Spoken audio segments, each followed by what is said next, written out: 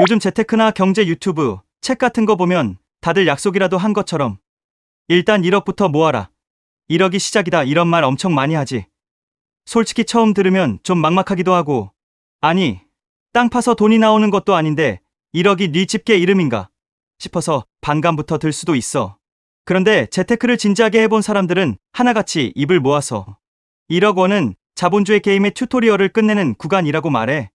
단순히 큰 돈이라서가 아니라 1억이라는 숫자가 가진 수학적, 심리적, 그리고 현실적인 마법 같은 힘이 있기 때문이야.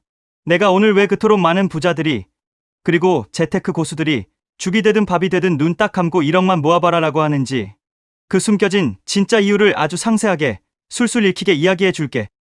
긴 호흡으로 천천히 따라와봐. 이 이야기를 다 듣고 나면 너도 당장 통장 잔고를 확인하고 싶어질지도 몰라. 첫 번째, 자본주의의 중력 법칙, 스노우볼 효과의 시작점. 워렌 버핏의 단짝이자 투자의 대가인 찰리 먼거도 이런 말을 했어. 처음 10만 달러, 즉 1억을 모으는 건 정말 지독하게 힘들다.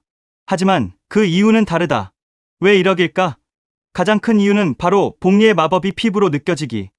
시작하는 최소 단위가 1억이기 때문이야. 우리가 1,000만 원을 가지고 투자를 한다고 쳐보자. 1년 동안 정말 열심히 공부해서 수익률 10%를 냈어. 와, 대단하지? 그런데 수익금은 얼마야? 100만 원이야. 100만 원은 물론 소중한 돈이지만 솔직히 이 돈으로 인생이 바뀌진 않아. 맛있는 거 몇 번 사 먹거나 옷 몇 벌 사면 사라지는 돈이지. 여기서 우리는 현타를 느껴. 아니, 내가 1년 동안 밤새가며 차트 보고 공부했는데 고작 100만 원? 차라리 알바를 더 뛰는 게 낫겠다. 그런데 시드머니가 1억 원이 되면 얘기가 달라져. 똑같이 10% 수익이 나면 1,000만 원이 생겨. 1,000만 원이면 어지간한 직장인의 몇 달치 월급이야.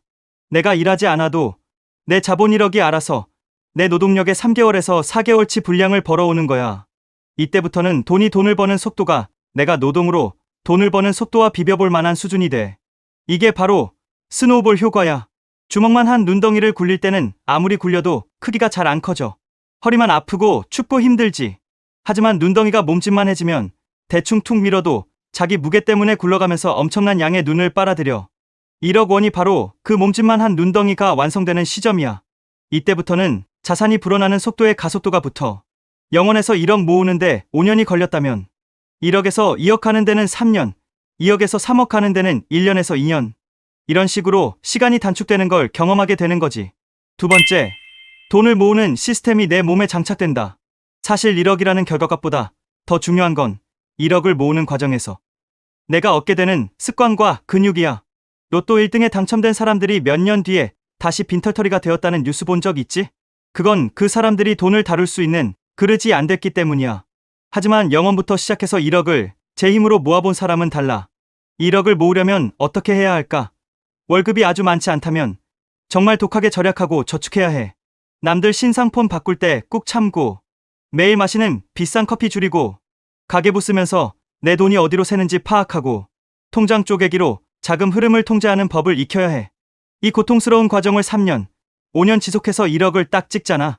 그럼 너는 이미 돈 관리를 할 줄 아는 사람으로 다시 태어나 있는 거야. 이 습관은 1억을 모은 후에도 사라지지 않아.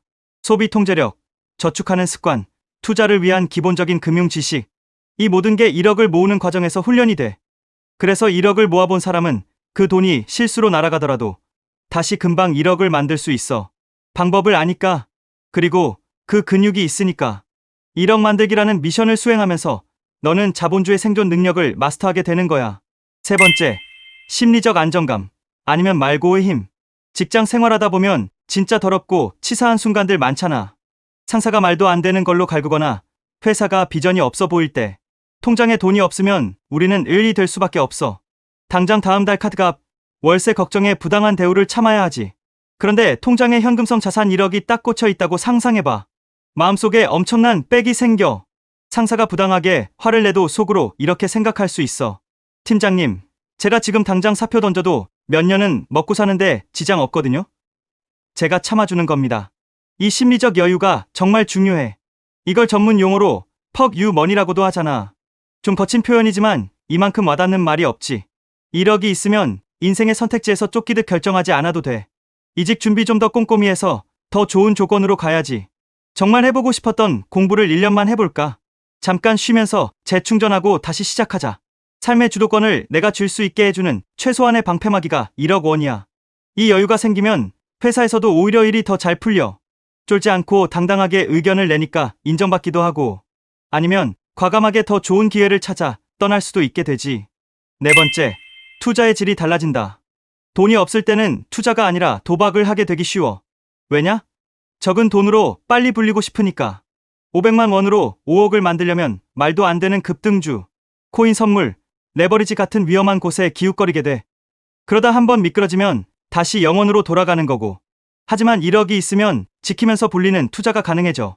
안정적인 배당주에 투자해서 분기마다 들어오는 배당금으로 재투자를 할 수도 있고, 부동산 경매에 참여할 수 있는 최소한의 시드머니가 되기도 하고, 우량한 자산이 일시적으로 폭락했을 때 과감하게 주워 담을 수 있는 총알 역할도 해. 자산 시장에는 주기적으로 큰 기회가 오잖아. IMF, 금융위기, 코로나 폭락장 같은 위기들. 그때 현금 1억을 쥐고 있던 사람들은 그 위기를 엄청난 기회로 바꿨어. 하지만 돈이 없던 사람들은 그저 공포에 떨며 바라만 봐야 했지. 1억은 그런 기회가 왔을 때 입장권을 살 수 있는 돈이야. 다섯 번째, 내가 나를 믿게 된다.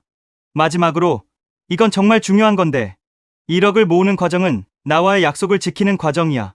나 3년 안에 1억 모을 거야 라고 선언하고, 먹고 싶은 거 참고, 놀고 싶은 거 참아가며 결국 그 숫자를 통장에 찍었을 때, 그때 느끼는 성취감은 말로 다 할 수 없어. 와, 나도 하면 되는구나. 내가 내 인생을 통제할 수 있구나. 이런 강력한 자기 효능감이 생겨. 이게 단순히 돈 문제뿐만 아니라 인생의 다른 영역으로도 확장이 돼. 다이어트든 외국어 공부든 업무 프로젝트든 내가 1억도 모아본 독한 놈인데 이걸 못하겠어 라는 자신감이 깔리는 거지. 1억 원이라는 트로피는 내가 성실하고 인내심 있고 계획적인 사람이라는 걸 증명하는 증서와도 같아. 결론, 1억은 끝이 아니라 시작이다. 정리하자면 사람들이 1억 하는 이유는 1억이 있으면 평생 놀고 먹을 수 있어서가 아니야. 1억은 자본주의 시스템이 어떻게 돌아가는지 이해하고 그 시스템을 내 편으로 만들기 위한 최소한의 입장료이기 때문이야. 복리의 마법을 체감할 수 있는 금액, 경제적 자유를 향한 스노우볼을 굴릴 수 있는 크기, 나쁜 상황에서 나를 지켜주는 방패, 그리고 무엇보다 해냈다는 성취감을 주는 훈장. 지금 당장은 1억이 너무 멀고 높아 보일 수 있어. 매달 100만 원, 200만 원 모아서 언제 저기까지 가나 싶어서 한숨도 나오겠지. 하지만 장담하는데 그 지루하고 고통스러운 축적의 시간을 견뎌내고 딱 1억 고지를 밟는 순간 너는 지금과는 완전히 다른 세상, 다른 시야를 갖게 될 거야. 그러니까 우리 딱 눈 딱 감고 그 1억이라는 첫 번째 언덕까지만 한번 죽어라 뛰어 올라가 보자. 그 언덕 위에 서면 그 다음 산은 훨씬 더 수월하게 올라갈 수 있을 테니까. 오늘부터 커피 한 잔 값, 택시비 한 번 아끼는 것부터가 그 위대한 여정의 시작이야. 할 수 있어. 영상이 유익했다면 좋아요, 구독 한 번씩 눌러주고 다음에도 좋은 내용으로 찾아올게.